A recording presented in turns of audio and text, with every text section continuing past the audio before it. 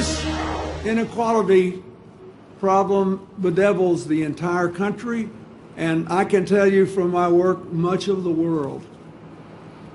But it is not just a moral outrage, it is a horrible constraint on economic growth and on giving people the security we need to tackle problems like climate change.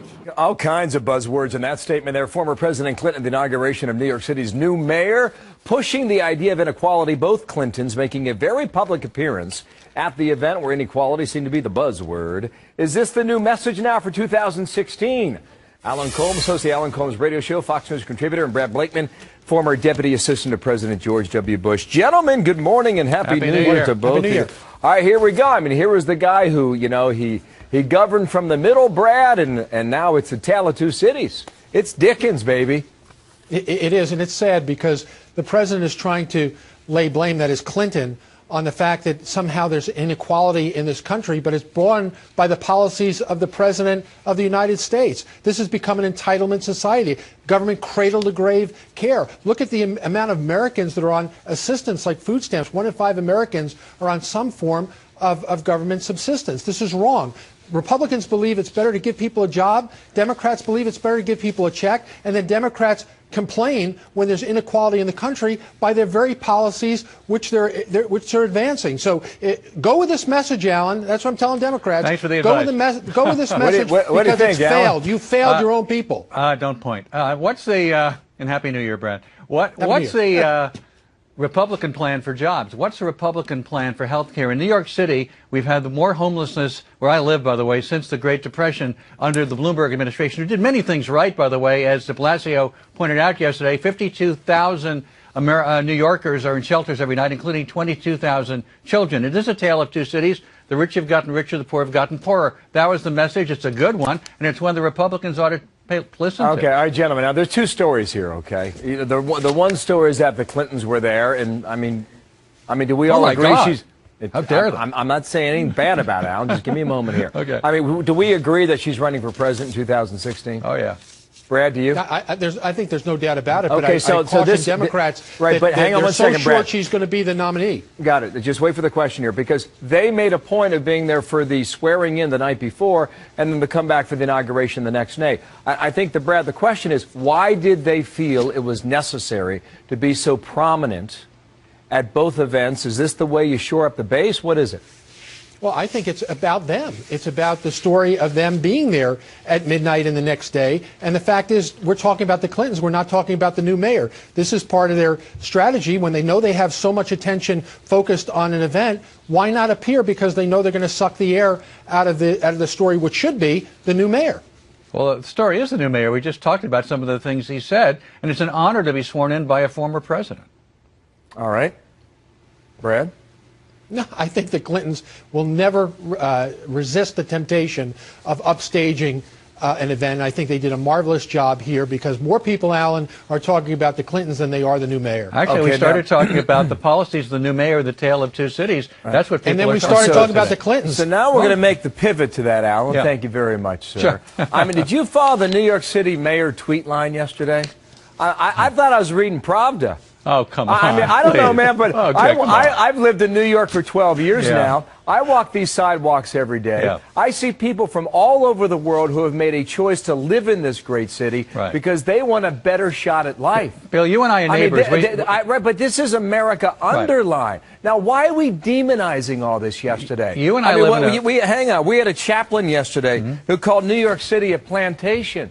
What's going on with this language? You and I live in a very good neighborhood, thankfully, but not everybody is as fortunate. There is a tale of two cities.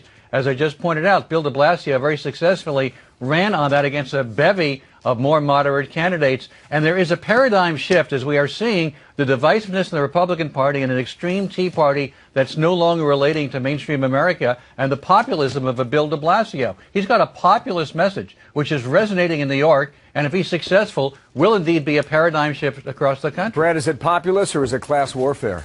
I didn't hear the only idea I heard yesterday was that they're going to tax people who make $500,000 a year and put it into pre-K classes here in New York City. Good. I mean, class warfare or not, Brad?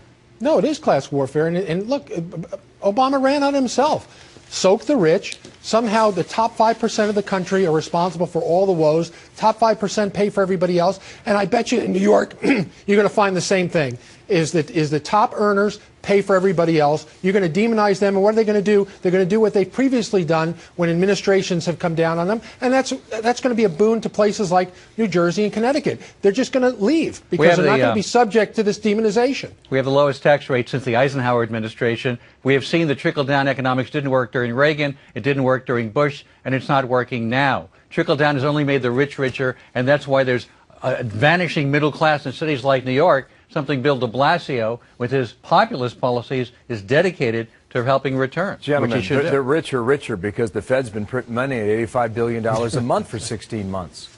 The rich are richer because of a tax structure. People invest in the stock market, they've seen their investments double. Because of a tax structure that favors the rich, and trickle-down has not worked. A tax structure that's more 50% of your gross income. We have the lowest tax rates now federally since the Eisenhower administration. It's not working. And you know what Democrats' answer to that is? Spend more money. Look, Alan, the middle class is the one that's being hurt the most. Look at Obamacare. Obamacare doesn't hurt the rich. They can get the best doctors. Doesn't help the poor because they get free care. It's hurting the middle class. Actually, so you talk about unemployment, health care, food stamps, whether it's disability. You guys have brought a war against the middle class. I did it. I'm Alan, responsible. does this message sell? Yeah, well, of course. I mean, Bill de Blasio won a primary among, as I said, a bevy of moderate candidates, and we'll see if his policies work. But it certainly sold in New York City, which, by the way, is not as liberal as everybody thinks it is. It's a very multicultural, a very complex city. If that's the case, Alan, then, Brad, you wonder if a Republican candidate comes in 2016 and starts cutting back on taxes and cuts back on regulation that frees business from the binds of governments so they start employing again. I mean, you made the case earlier that what Republicans will argue is that you improve the economy and that's how you give people a fair shake. I'll give you the last word. The way you improve the economy is give people a job, not a check. Where's the jobs plan from the Republicans? Where is it? The jobs plan is easy, Alan. We're going to fix. How? What's the plan? I'll tell you, right? It's real simple. You guys don't understand it. We're not going to spend more than we take in. We're going to cut back on government. We're going to increase jobs by lowering taxes and creating more opportunity. That hasn't worked. Okay, Brad, thank you. Alan, quick last word. Well, that trickle-down has not worked. There is no job plan for Republicans. Okay. Gentlemen, we're going to get some more ideas from you because it is the new year. Thanks. All right. Enjoy your two cities, Alan. I'll see you on the sidewalk. See you there. Later.